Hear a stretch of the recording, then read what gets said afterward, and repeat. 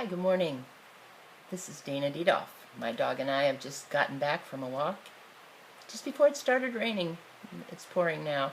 I don't know if you can hear the crops on the roof around here, but they're here, and lots of them.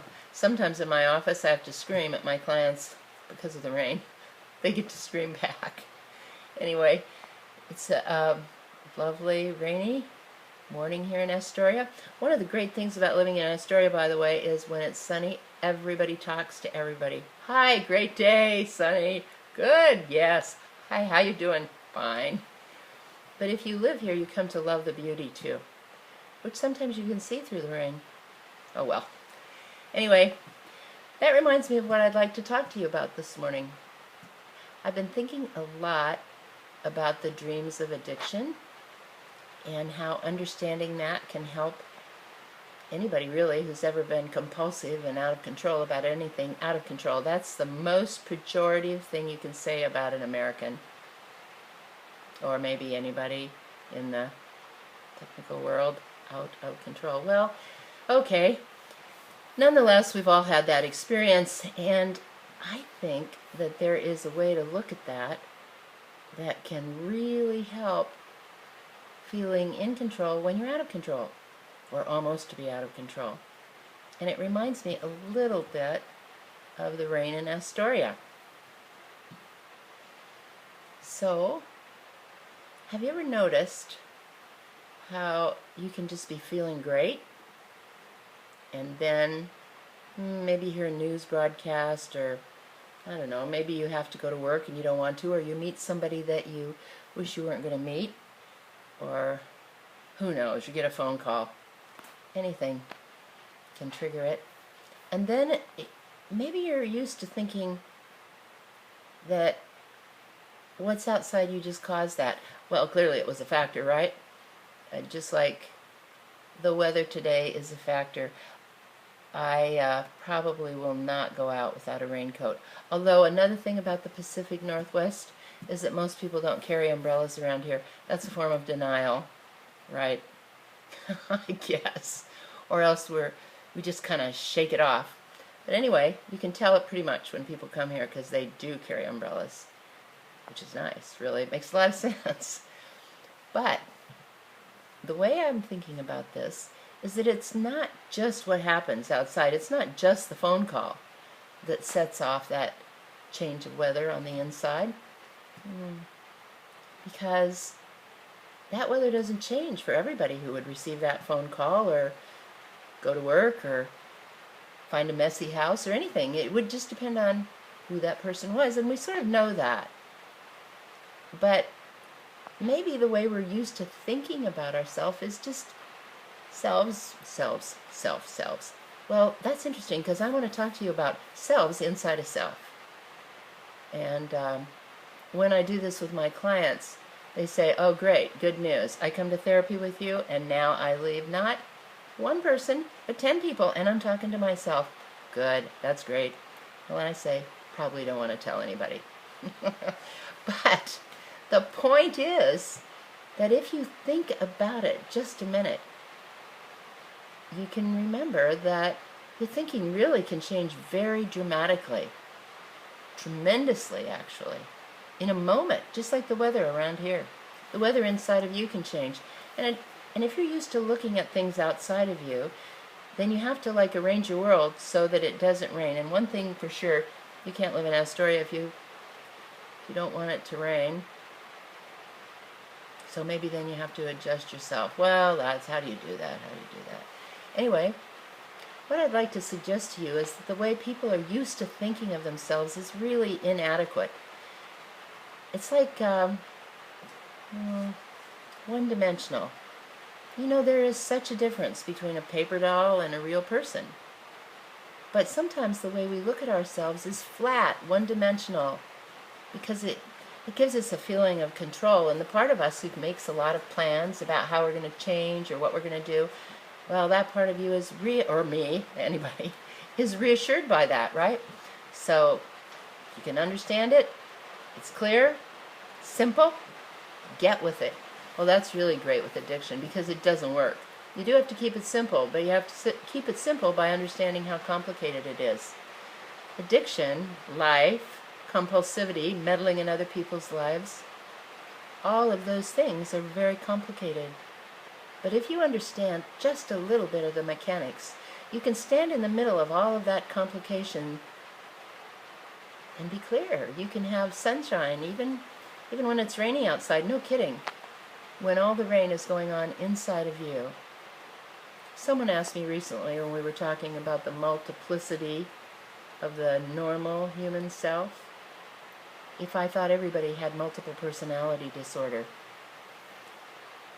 Well, I think the difference between folks who have what's called dissociative identity disorder or multiple personality is that those folks really don't remember sliding into another self or having that self slide forward, and they lose time.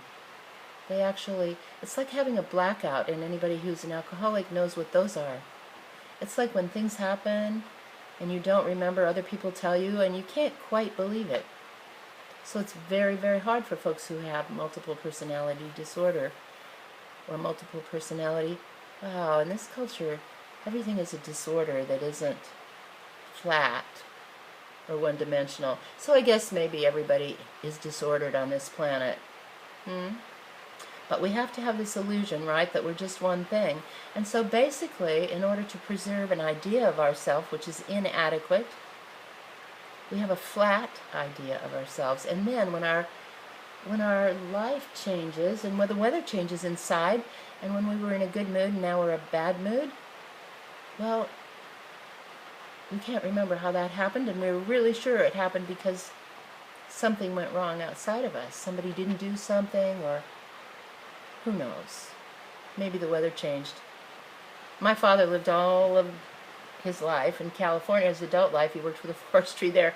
And when he moved to Washington, well, the rain used to really piss him off. You know, like, it's raining today. I used to say, Pop, really, seriously, how can you... My battery's almost out. That's probably good news for you. Anyway, we'll hope we go on. I used to say, Dad, how can you possibly take the rain personally? He'd look at me like I was out of my mind. Well, the rain was happening, but what was happening inside my dad was like he expected to live where it was the desert. So, you know, it wasn't just outside, it was inside too. And the point about that is it's a match. If something bugs you, it's because there's something inside, somebody inside, some piece of you that really can't stand that. And if you notice, your thinking will change. It'll become sort of dreamlike to the rest of you. What would be a good example of that? Well, a good example, since we're talking about addiction, is that you're going along and you're feeling good, and you're feeling really clear, and you're going to a meeting, and you're sure that you've really got this thing down, this thing about addiction. I mean, really, you really do want to just say no. And then you meet an old friend, and you see that old friend, and you've been clean and sober long enough, and you think, I can do this. Besides, what kind of a person sees a friend coming down the street and avoids them because they're afraid they're going to relapse? So you see the old friend, you say hi, and you don't say, hey man, you know, I really love you, but I can't hang out, because if I hang out, I'm going to want to use, because you don't believe you want to use anymore. So what happens is you hang out. Well, somebody inside of you wants to use, and pretty soon that part of you is like between your eyes and the room, and that part of you really doesn't care about the same things that other parts of you care about. Like, it doesn't care really about going to work or anything, but it really cares a lot about connecting with your friends. And maybe if you understand why that happens, you can give your kids a break when you tell them to just say no. There is a deep pre-verbal need in human beings for resonance, you know, like for being on the same tune, you know, for vibrating in the same way. And so if you see somebody you care about and love and they're vibrating in a different way, some involuntary part of you is going to slide into place and do that. And that comes from the time when you were with your mommy when you were 1 day old. And the brain, the deepest part of the human brain, both in you and in your mother, wants to get in the same key. And when that doesn't happen, there's a lot of pain. It messes up attachment. And so it's the very deepest memory, but the problem with these kinds of memories is people don't remember having them. And they don't believe it, and they think it's some crazy therapist somewhere talking through their hat, talking in the rain. Can you hear it? Can you hear it on my roof? Maybe. Depends. Anyway, so if the addict in you slides forward and is strong enough, the feeling is most powerful, and the thinking that that addict has in you comes forward. Next thing you know, you'll be using.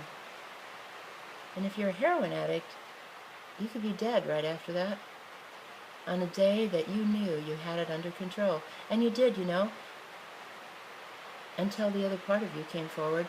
And addicts and alcoholics are not the only people who do this. Codependents do it.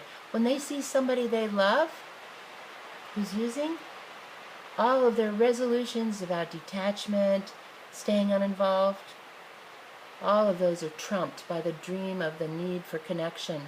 And it takes priority, psychological priority. If you know that, the part of you that knows that can see it happen in time, can stay lucid and get out of there, can say to your friend the truth. If I hang with you, the part of you that loves to use is coming forward, man. I love you, but I can't be here. That's bad news in a way, but it is not as bad as the news as if that part of you becomes you. The thing about addiction is it magnifies the normal human process of life. And the normal human psyche is multiple. Not the person. The psyche itself is made up of lots of different parts. And if you take an MRI study during those times, an fMRI, you'd see that. There'd be different function. And there'd be different connections. Understanding about that is really important. And not to understand, to really think it is a simple thing to just say no, and that the action is all outside you, well, that's kind of the worst form of denial. And it's denial that does violence to the self.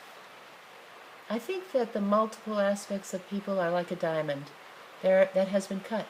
There are lots of facets. If you look at one, it seems one way. There are some diamonds that if you look at them one way, you see the crack. If you don't, you don't. No one is a perfect diamond. Everyone has multiple aspects. Knowing that grows awareness in you. Grows a place where there's a refuge, where there's always sunshine. Getting there is sometimes hard, but it's really important not to underestimate the complexity of who you are, especially if you want to keep it simple. It's great talking to you. I'm going to stay here in my warm office, turn on my fireplace, and watch the rain. Bye.